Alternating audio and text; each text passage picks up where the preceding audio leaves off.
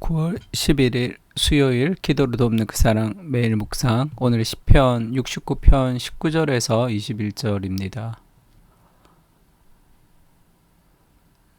짧은 절인데 21절에 보면 그들이 쓸개를 나의 음식물로 주며 목마를 때 초를 마시게 하였사오니 라는 구절 있죠.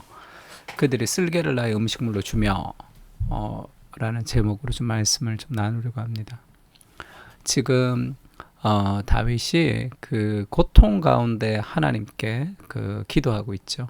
그러니까 하나님은 우리의 고통을 다 이해하시는 하나님이시다 라는 전제를 가지고 있습니다. 주께서 나의 비방과 수치와 능력을 아시나이다. 그러니까 하나님은 하늘에 계시고 우리는 인간인데 인간이 경험하는 수치와 모멸과 능력을 하나님이 다 아시는 분이시다. 그렇게 이제 고백하고 있죠.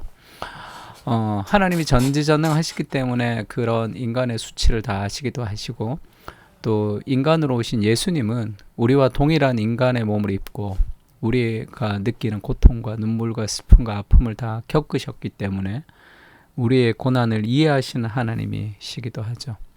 나의 대적자들이 주님 앞에 있나이다. 그렇게 이제 이야기합니다. 비방이 나의 마음을 상하게 하여 근심이 충만하니 불쌍히 여길 자를 바라나 없고 긍휼히 여길 자를 바라나 찾지 못하였나이다. 그러니까 내가 굉장히 어려움 속에 있는데 사람들로부터 받는 비방과 수치 속에 있지만 그 누구도 나를 도와줄 자가 없는 그런 깊은 절망의 상황에 지금 처해 있습니다. 이럴 때가 있죠. 아무도 나의 마음을 알아주지 못하는 깊은 절망의 외로움 속에 빠질 때가 있습니다. 그때도 하나님이 내 마음을 이해하시는 분이시다라는 것이 주는 삶의 위로가 있는 거죠. 그들이 쓸개를 나의 음식물로 주며 목마를 때에 초를 마시게 하였사오니 하면서 굉장히 나에게 고통을 주는 그런 상황들, 외로운 상황들, 힘든 상황들을 하나님 앞에 기도하고 있는 거죠. 누구도 알 수 없는 깊은 외로움을 우리가 겪을 때가 있습니다. 결혼을 하고 친구가 있고 어떤 나를 위로자가 있다 하더라도 인간은 절대 고독이라는 절대 외로움을 느끼는 거죠. 하나님 외에 그 누구도 채울 수 없는 마음의 빈 공간을 우리가 가지고 있습니다. 그러니까 그때 그 슬픔과 억울함과 고통과 눈물을 하나님 앞에 기도하고 있는 거죠. 하나님이 우리의 이런 기도를 마다하지 않으시고 언제나 어느 때나 들으시는 분이시다라는 것이 주는 위로가 있죠. 저도 이제 지방 같은데 이제 강의를 가거나 그 말씀을 전하고 올라올 때 되면 졸릴 때가 있죠. 새벽에 올라올 때 많습니다. 운전하면서. 그러면 새벽 3시가 되든 새벽 4시가 되든 그때 이제 집에 전화하면 아내가 자다가도 받죠. 안 잘 때도 있고 내가 올 때까지 내가 졸릴까봐 올 때까지 그렇게 통화를 계속 할 때가 있어요. 그러면 새벽 3시, 새벽 4시 내가 누구한테 전화를 합니까 그때? 근데 내가 전화하면 받아주는 아내가 있고 그리고 그것을 통화하는 것이 주는 그런 기쁨과 위로가 있는 거죠. 근데 하나님은 졸지도 않고 주무시지도 않고 이스라엘의 하나님은 내 영혼과 내 마음을 다 이해하시는 그런 존재로 계시는 거잖아요. 그러니까 그 누구에게도 말할 수 없는 그것을 깊은 관계성 안에서 나누고 이야기할 수 있는 그런 분이 계시다는 것 자체가 고난 가운데 우리를 자유롭게 합니다. 그리고 우리가 기억해야 될 것은 지금 이 상황들 있죠. 이 상황들이 그들이 쓸개를 나의 음식물로 주며 목마를 때 초를 마시게 하였사오니라는 이 절대 고독이 결국 그리스도에게 이루어진 거죠. 그리스도가 지금 주께서 나의 비방과 수치와 능력을 아시나이다. 나의 대적자들이다. 주님 앞에 있나이다. 라는 다윗의 기도가 아니라 예수님의 기도라고 우리가 대입을 하면 그게 그대로 맞아떨어집니다. 그리고 그들이 쓸개를 나의 음식물로 주며 목마를 때 초를 마시게 하였사오니 라는 것은 그대로 이루어지기도 했죠. 십자가 위에서. 요한복음 19장 28절에는 그 후에 예수께서 모든 일이 이미 이루어진 줄 아시고 성경을 응하게 하려 하사 이르시되 내가 목마르다 하시니 거기 신포도주가 가득히 담긴 그릇이 있는지라. 사람들이 신포도주를 적신 해면을 우슬초에 매어 예수의 입에 대었다. 그런 표현이 있습니다. 그리고 예수님이 간절히 기도했죠. 간절히 기도했는데 그 기도가 이루어지지 않았습니다. 이르시되 아버지여, 만일 아버지의 뜻이거든 이 잔을 내게서 옮기시옵소서. 그러나 나의 원대로 마시고 아버지의 뜻대로 되기를 원하나이다 할 때 그 예수님의 원대로, 예수님의 뜻대로가 무시돼 버린 거죠. 그게 꺾여 버렸습니다. 그러니까 지금 이 다윗의 기도도 정말로 오래 기도하지만 응답이 되지 않는 상황에서 계속 기도하는 거죠. 그 절망 속에서.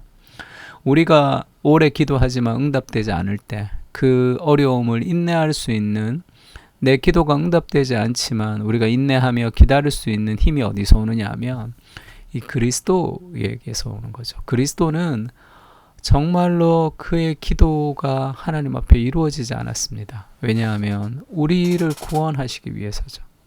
우리에게 그것이 이루어지기 위해서, 하나님의 뜻이 우리에게 이루어지기 위해서 하나님이 그리스도의 기도를 외면하신 거죠.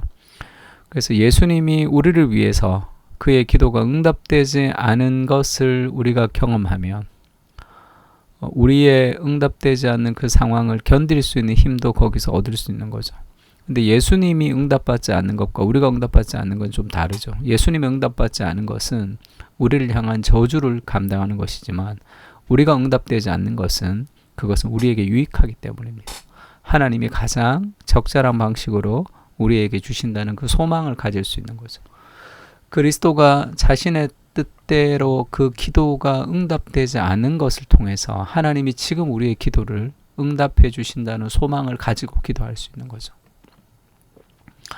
제9시쯤에 예수께서 크게 소리질러 이르시되 엘리 엘리 라마 사막다니 하시니 이는 곧 나의 하나님 어찌하여 나를 버리셨나이까 하는 뜻이라. 우리가 기도할 때 아주 응답이 더디고 그리고 외로움 속에서 하나님 앞에 기도할 때 하나님이 내 기도를 좀 듣지 않는다라는 느낌이 들 때도 하나님은 내 기도를 들으시는 분이시죠. 나의 느낌일 뿐입니다. 하나님은 언제나 우리 기도를 들으시는 분이시죠. 왜죠? 죄 많은 우리의 기도를 하나님이 언제나 들으시는 이유는 죄가 없으신 그리스도의 기도가 거절됐기 때문이죠. 우리를 위해서. 그래서 그리스도의 거절됨, 그리스도의 버림받음이 우리를 하나님께로 인도하는 그런 계기가 된 거죠. 우리 대신 그리스도가 저주를 받음으로 율법을 다 지키셨던 온전하신 분이 기도를 거절당함으로 율법을 지키지 못하는 그런 우리의 기도가 하나님 앞에 상달되는 것 아닙니까? 그래서 그리스도의 이 거절된 기도를 깊이 생각하면 우리가 오랜 동안 응답되지 못하는 그 기도 속에서도 우리가 신뢰하며 인내할 수 있습니다. 기도가 응답되지 않을 때 우리가 불안해하지 않을 수 있는 이유가 뭐냐면 그리스도가 이미 우리를 위해서 모든 저주를 다 받으셨거든요. 그래서 우리는 반드시 응답을 받게 될 거예요. 더딜 뿐입니다. 그리스도의 기도가 응답받지 못했습니다. 우리의 기도를 응답하기 위해서입니다. 가장 사랑하는 아들이신 그리스도가 버림을 받았습니다. 버림을 받아야 하는 우리를 하나님께 인도하기 위해서입니다. 우리의 절망과 슬픔 속에서 응답되지 않은 기도 속에서 버림받은 그리스도를 기억하게 하시고 진정한 구원의 길로 가고 있음을 신뢰하게 하여 주시옵소서. 주님이 내 기도를 듣지 않으신다는 것은 나의 느낌입니다. 사실을 신뢰하며 오늘도 믿음으로 그 길을 걸어가게 하옵소서. 주님이 나를 위해 응답되지 않는 기도를 견디셨다는 사실이 오늘 나를 견딜 수 있게 합니다. 은혜를 생각하며 오늘을 살게 하옵소서. 아멘. 우리 시편을 가지고 다 같이 기도하겠습니다.